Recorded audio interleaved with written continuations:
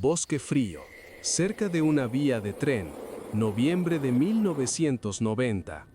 Un agente encubierto ve a un hombre salir del sendero.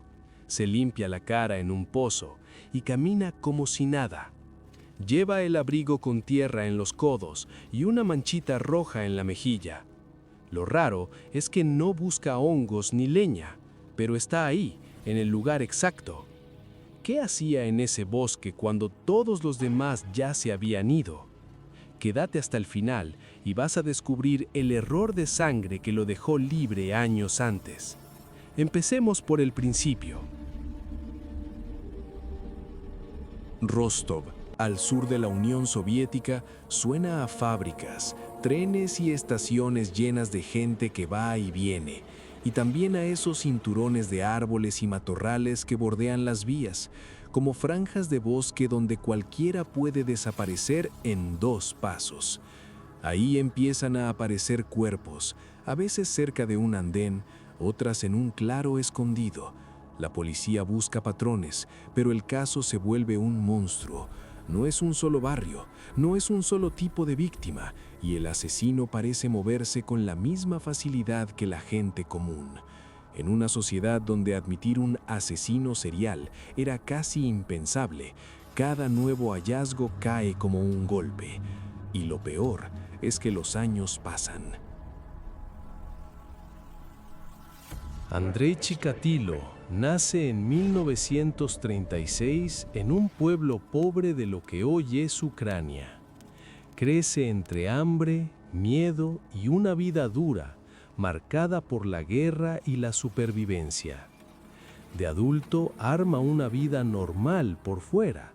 Se casa, tiene 2 hijos y trabaja.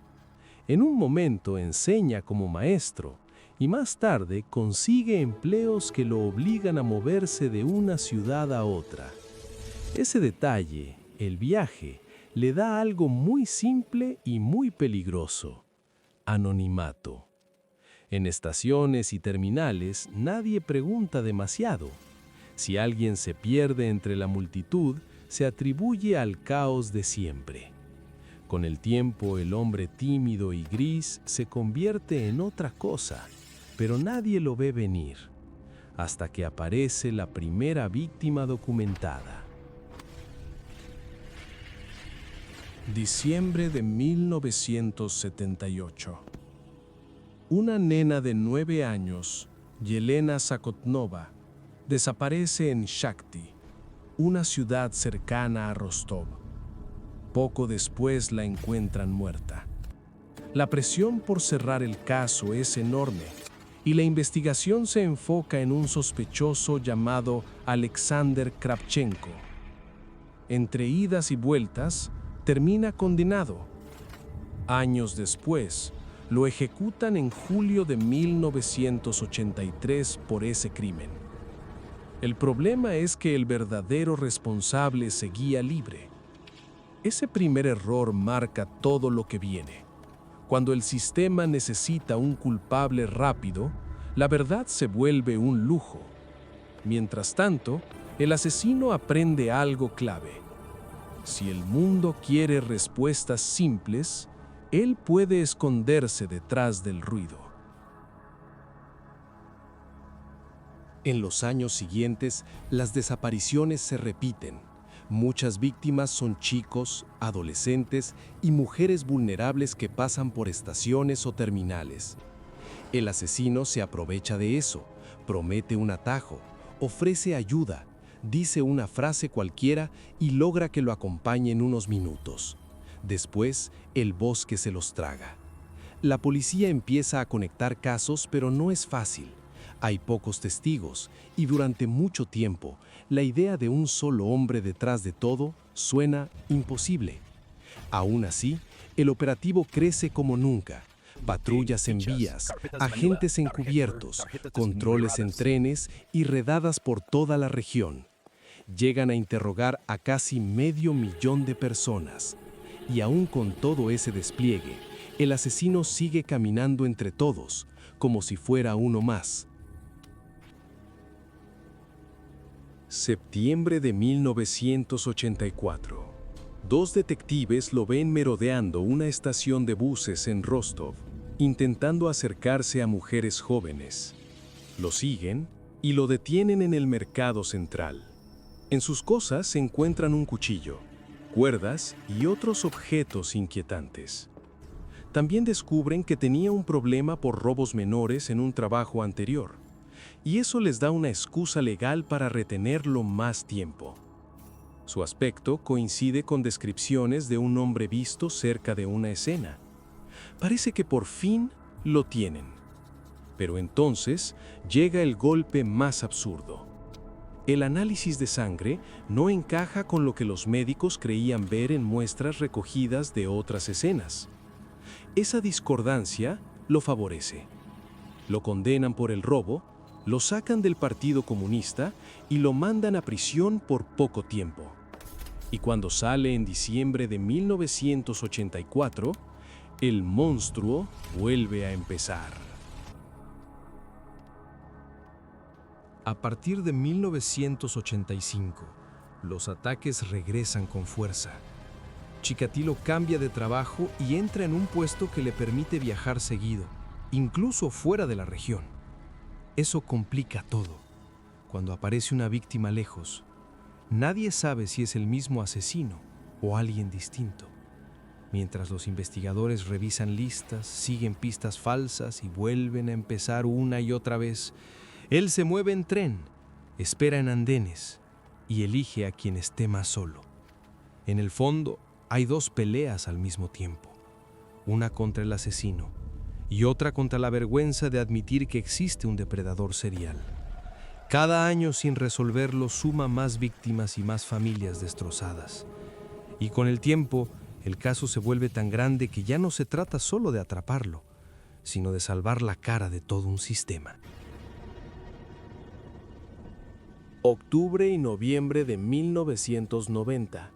La policía decide concentrarse en un lugar clave: estaciones pequeñas y los bosques pegados a las vías.